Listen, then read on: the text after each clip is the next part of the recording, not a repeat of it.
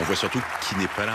On a les yeux et les oreilles de Perrine Vasque en ce moment qui nous explique que c'est rempli à une petite moitié. Kerry Ciotti n'est pas là, Olivier Marleix n'est pas là non plus. Il y a une petite quinzaine, vous avez vu, de députés LFI. Et en fait, ce sont surtout des élus de Renaissance et du Rassemblement national qui sont présents. Avec, vous le verrez au premier rang, vous avez des anciens ministres des Affaires étrangères au Premier ministre. Il y a Alain Juppé. On a vu Alain Juppé, exactement. Et à la gauche de l'hémicycle, vous avez vu que ceux qui sont là, en tout cas certains, ne se sont pas levés pour applaudir Volodymyr Zelensky. Ah, le président ukrainien qui était déjà intervenu devant les députés français, c'était en mars 2022, c'était en visio à l'époque.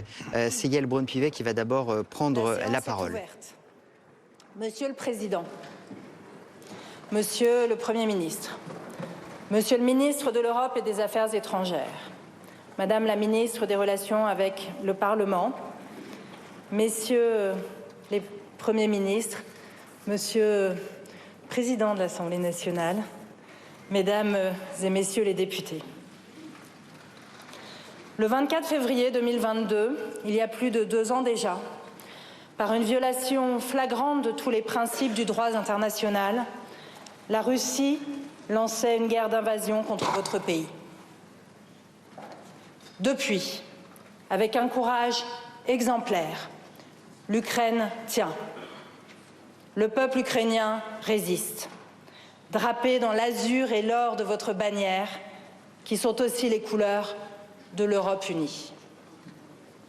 Et l'Union européenne est à vos côtés, frappant l'agresseur de multiples sanctions, soutenant l'agressé sur tous les plans, politique, humanitaire et militaire. C'est un impératif. Car la guerre a fait le retour sur le continent et avec elle une autre bataille fait rage, dont vous êtes devenu le symbole. Une bataille pour défendre les valeurs qui fondent notre démocratie et que Moscou bafoue. Dans cette bataille, la France et son Assemblée nationale sont à vos côtés.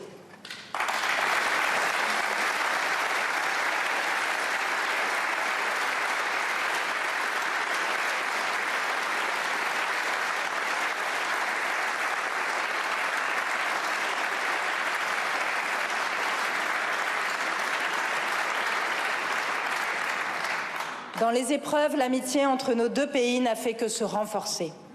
Nos parlements en particulier, foyers de cette vie démocratique que nous avons en partage, ne font que se rapprocher.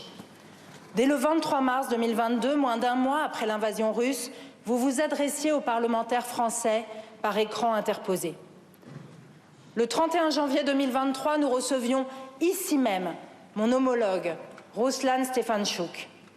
Et le 28 mars dernier, à son tour, il nous recevait et me permettait de m'exprimer au nom de la représentation nationale devant la Rada d'Ukraine pour réitérer le message de soutien et d'amitié de la France.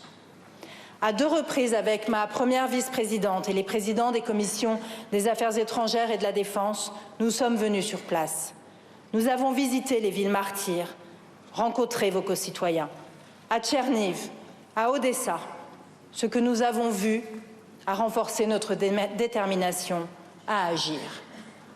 Notre soutien n'est pas qu'un symbole. Et je veux évoquer ici la lettre commune au speaker de la Chambre des représentants que j'ai signée avec 22 autres présidents d'Assemblée, dont le président Larcher, président du Sénat, sur l'aide américaine à l'Ukraine. Quelques semaines plus tard, les États-Unis étaient au rendez-vous. Dans cet hémicycle, les députés français ont approuvé les sanctions prises contre la Russie, condamné les transferts forcés massifs d'enfants ukrainiens et voté un texte inscrivant le groupe Wagner sur la liste des organisations terroristes. Parce que, je l'ai dit, sur le respect du droit international et l'intégrité de l'Ukraine, la France et ses députés ne transigeront pas. Parce que la force et résilience du peuple ukrainien font l'admiration des Français. Parce que l'avenir de nos valeurs démocratiques se joue sur votre sol. Jamais nous ne cesserons de soutenir votre pays.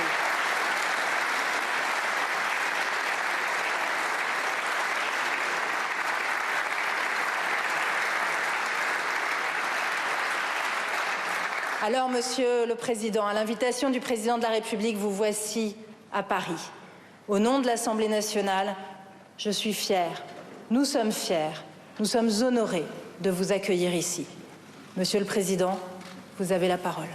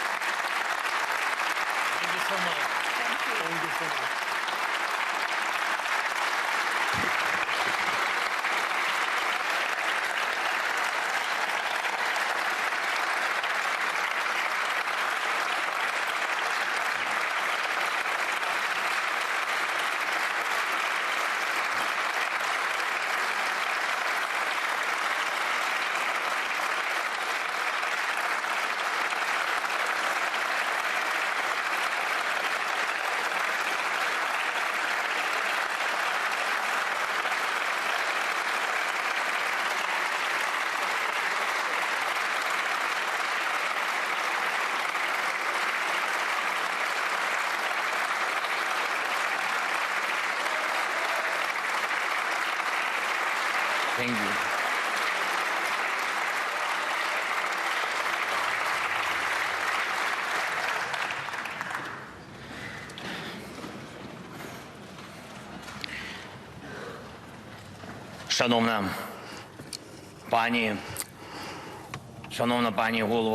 Chère Madame la Présidente de l'Assemblée nationale, chers présents, Mesdames et Messieurs les députés,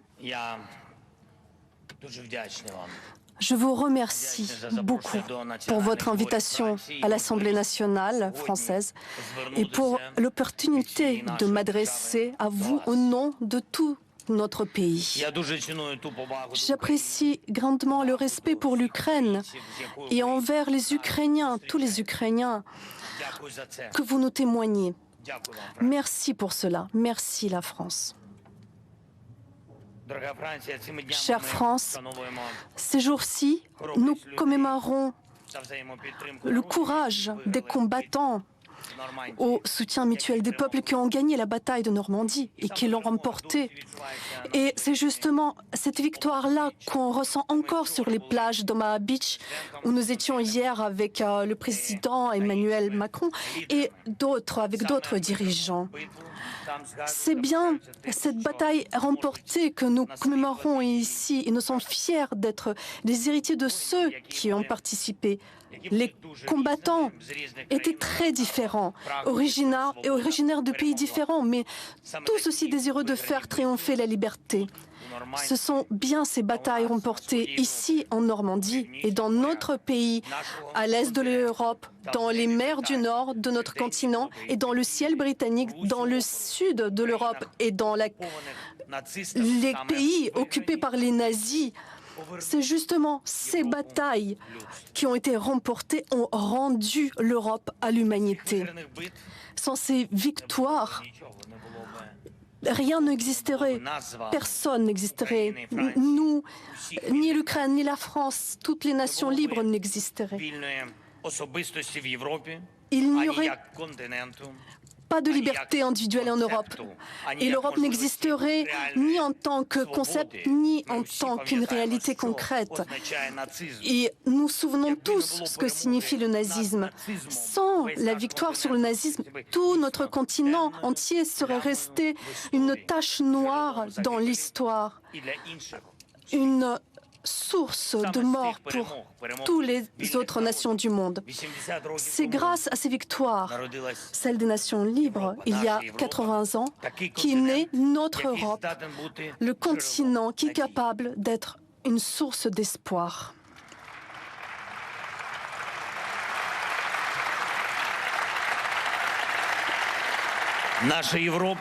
Notre Europe, c'est le résultat du courage des hommes et des femmes de cette époque, de tous ceux qui, malgré leur peur, n'ont pas succombé au mal. Et ils ont résisté, ils se sont battus. Et cette unité a marché à cette époque-là et elle fonctionne toujours. Elle donne de la force à notre Europe. C'était le choix des gens de l'époque de se battre pour la victoire, pour empêcher le mal de s'emparer de nos foyers. Il n'y avait à cette époque-là aucune autre motivation à part celle de protéger leur foyer et le droit des hommes d'être hommes, des hommes au sens propre du terme, dotés de liberté, de dignité, de droit, de leur naissance de manière égale, afin que personne ne puisse se proclamer maître des autres et pour que chacun puisse choisir son propre destin. C'est notre Europe. C'est ce qui a été assuré par la victoire il y a 80 ans. Merci pour cela.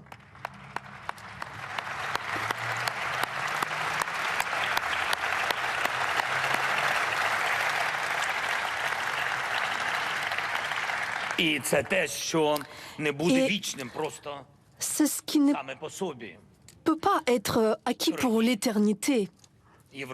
Chers Européens, la veille, sur la côte normande, où nous nous sommes souvenus tous de la Seconde Guerre mondiale, où nous avons remercié les vainqueurs, il y avait deux sentiments qui étaient présents. Un sentiment de joie d'avoir remporté la victoire et un sentiment de devoir, de devoir obtenir la liberté. Nous vivons à une époque où l'Europe n'est plus un continent de paix, malheureusement.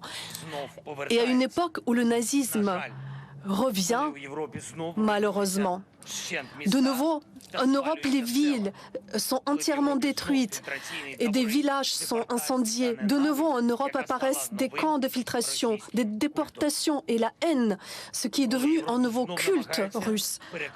Alors qu'à nouveau, il y en a qui cherchent à diviser l'Europe, à partager. Ils disent que de tels ou tels peuples ne méritent pas une existence. Tout cela vise aujourd'hui l'Ukraine. Mais cela peut viser d'autres pays demain. Nous voyons déjà comment cette agression peut se développer. Les pays baltes, la Pologne, les Balkans et plus. Ce régime russe ne connaît pas de limites. L'Europe ne lui suffit plus.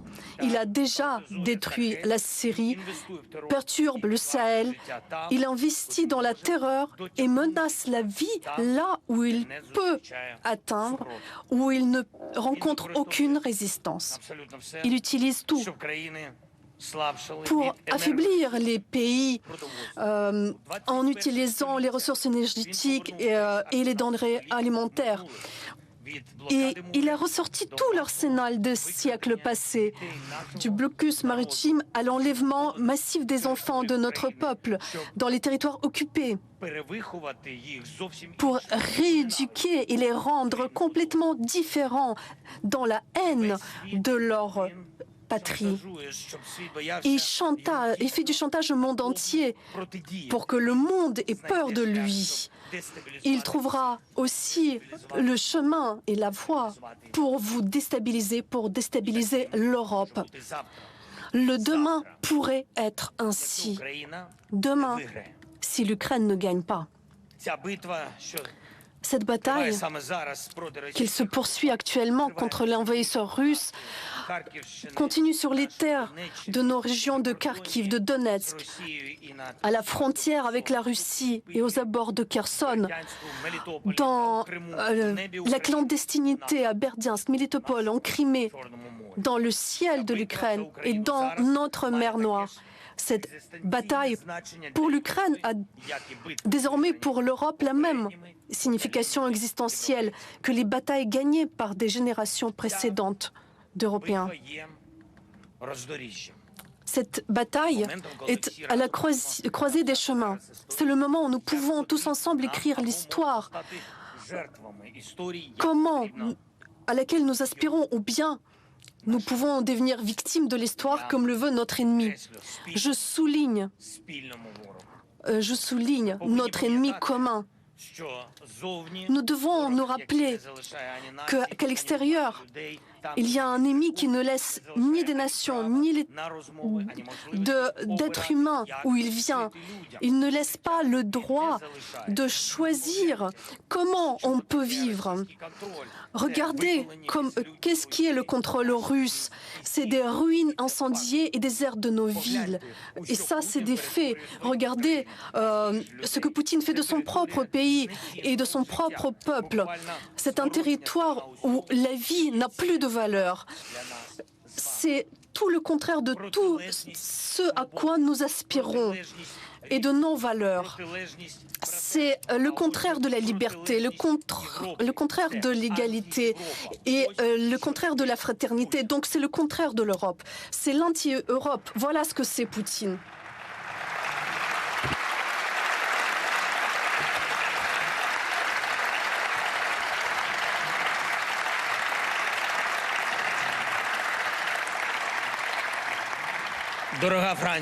Chère France, Poutine peut-il gagner cette bataille? Non, parce que nous n'avons pas le droit de perdre. Cette guerre peut-elle s'éteindre se limitant aux lignes qui existent actuellement? Non, car il n'y a aucune ligne pour le mal. Tout comme il y a 80 ans, tout comme maintenant. Et si quelqu'un, tout seul, essaye de dessiner des lignes de partage provisoires, ça ne donnera qu'une pause avant une nouvelle guerre. De même qu'à l'époque, lorsque le mal déployait son agression contre ses voisins dans les années 30, Hitler a franchi ligne après ligne. Poutine fait de même. Et lorsque hier, la Russie a exprimé des menaces directes à la France, c'est devenu un argument de plus en faveur de notre courage et du fait qu'aucun mal à travers le monde ne doit avoir l'audace de s'opposer à la France et à déclarer les Français comme des cibles militaires.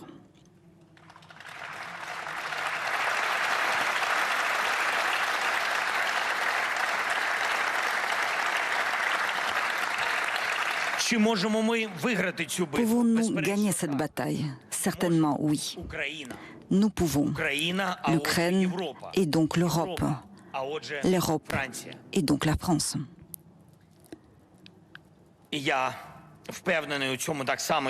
J'en suis persuadé, tout comme la France croyait à la liberté avant même le D-Day, mais ce jour de débarquement, tout comme le jour de la victoire européenne, était inévitable. Pour la première fois, j'ai eu l'honneur de m'adresser à vous et je vous en remercie. De m'adresser à vous à un moment aussi difficile où nous n'étions pas encore arrivés. J'ai eu l'honneur de m'adresser à vous à un moment qui était très difficile. C'était un moment de danger mortel pour nous. Et c'est absolument vrai. C'était les premiers mois du début de l'invasion russe. L'occupant, à l'époque, n'a pas encore été chassé de notre capitale, de Kiev. Et les combats se déroulaient non loin de Kiev. À l'époque, n'ont pas eu lieu les premières opérations qui ont permis de faire revenir les territoires occupés par la Russie, de récupérer nos maisons et récupérer nos gens et nos enfants. À l'époque, nous ne prévoyons pas encore de libérer l'île aux serpents dans la mer Noire et de gagner la bataille pour la mer, de libérer la région de Kharkiv, la ville de Kherson. À l'époque, le monde ne connaissait pas encore Boutcha et ne savait pas encore ce que signifiait l'occupation russe. Et personne ne croyait à quel point les Ukrainiens pouvaient être efficaces. Mais même alors, nous savions, et nous le savions avec certitude, que nous surmonterions toutes les difficultés et que la seule chose qu'il nous faut, c'est que les Ukrainiens ne restent pas seuls à seuls, que nous ayons un soutien efficace, constant, suffisamment de longue portée et un soutien de leader. Et c'est là que nous pourrons garantir l'accomplissement de notre travail, la garantie du fait que l'Europe ne reviendrait pas à l'époque où, sans le débarquement des Alliés sur le continent, sans l'implication du monde entier, il était impossible de terminer la guerre en Europe de manière à ce que ça réponde aux intérêts de l'Europe et aux intérêts du monde entier et, par conséquent, de chaque personne sur cette planète.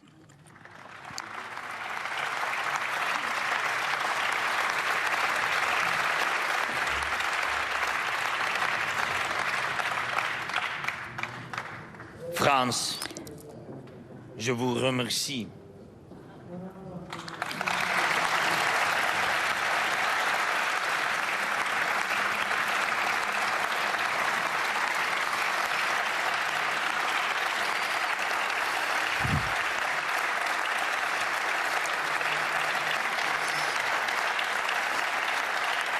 Je vous remercie d'être à nos côtés pour défendre la vie.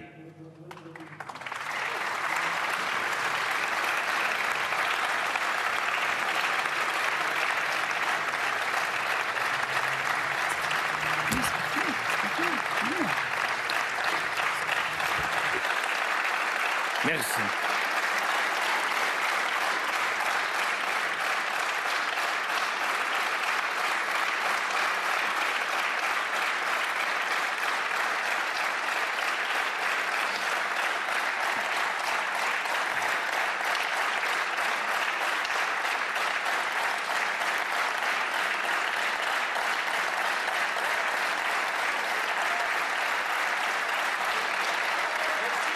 Merci.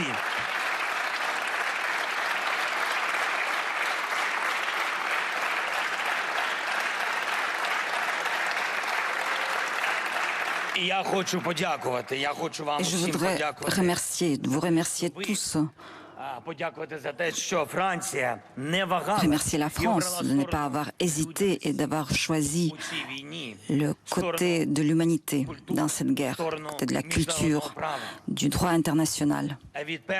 Dès les premiers jours, dès les premières heures de cette agression par laquelle la Russie a tenté d'effacer les 80 ans de l'Europe, je sais que je peux compter sur vous, que je peux compter sur la France, sur vos cœurs, sur votre dévouement aux principes.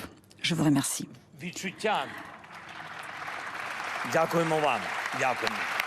Nous vous remercions.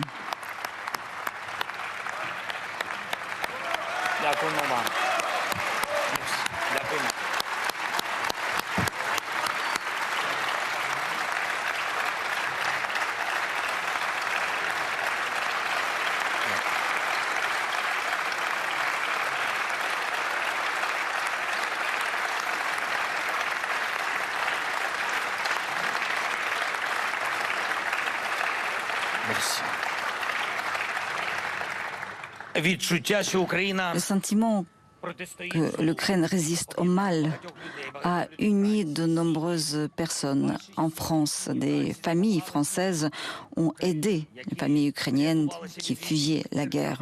Les cœurs des Français nous souhaitaient du courage et je vous en remercie. Je remercie les Français, je remercie les familles françaises. Merci beaucoup. Nous pouvons compter sur votre soutien, sur vos armes, notre formation de nos soldats, les forces économiques et diplomatiques de la France, les systèmes de défense antiaérienne, vos blindés, vos missiles. Votre expérience et vos conseils nous aident déjà à sauver les vies et à retenir les troupes russes. Merci à vous. Je suis certain qu'un jour viendra où l'Ukraine pourra voir dans son ciel les avions tels que nous avons vus hier dans le ciel de la Normandie.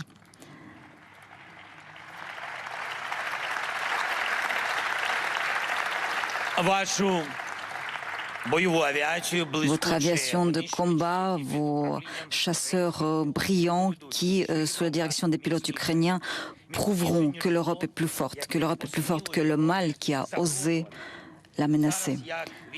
Aujourd'hui, tout comme il y a 80 ans, nous pouvons le prouver. La puissance de notre unité, la puissance de notre alliance, la puissance de nos idéaux communs. Emmanuel, Monsieur le Président, je voudrais te remercier aussi de n'avoir pas laissé l'Europe sans leader et l'Ukraine sans la France au moment qui était décisif.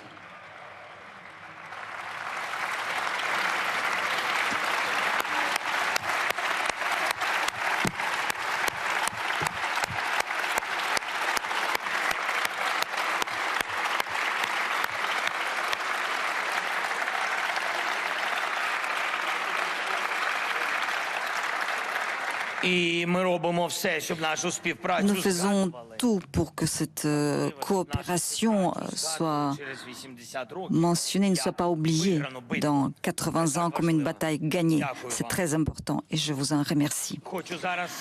Je voudrais maintenant souligner particulièrement chacune et chacun d'entre vous, chers députés de l'Assemblée nationale. Il n'y a pas longtemps, vous avez soutenu notre accord de sécurité entre la France et l'Ukraine. À votre suite, cela a été soutenu par le Sénat français. C'est un document spécial. Ce sont les racines de coopération entre nos deux États et je vous remercie pour cela. Je vous remercie pour ce soutien historique, votre clairvoyance. Je vous remercie de soutenir notre cheminement vers l'Union européenne et pour la compréhension du fait que la frontière orientale de l'OTAN ne peut pas être interrompue par une zone grise laissée en dehors de l'Alliance. C'est en Ukraine que se trouve la clé de la sécurité de toute l'Europe. Car sans le contrôle sur l'Ukraine, la Russie devra devenir un État national normal et non un empire colonial qui est constamment à la recherche de nouveaux territoires, aussi bien en Europe qu'en Asie qu'en Afrique.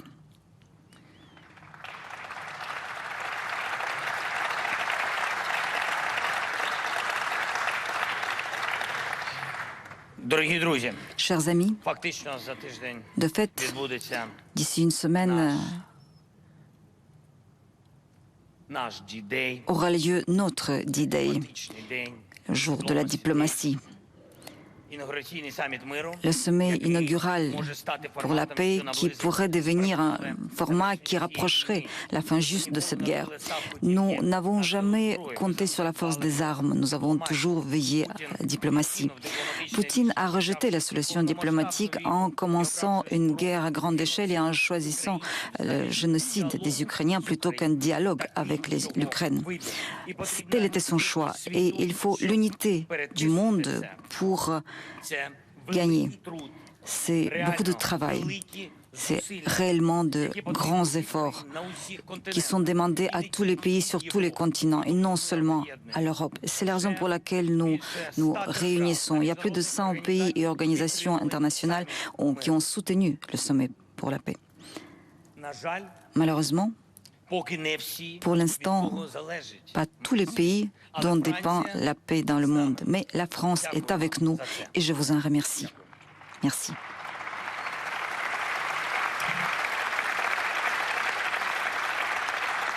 Je vous suis reconnaissant pour ce que vous faites déjà, et c'est déjà beaucoup, mais pour la paix juste, il faut plus. Et ce n'est pas un reproche, c'est juste comment vaincre le mal, faire plus aujourd'hui que hier pour demain être plus près de la paix que jamais. Nous devons et nous réussissons tout cela. Merci pour votre alliance. Je vous remercie de votre attention, je vous remercie de votre soutien. Gloire à l'Ukraine.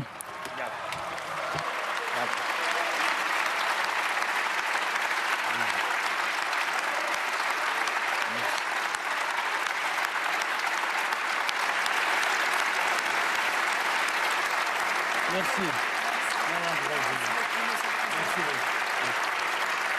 We have go. We can go.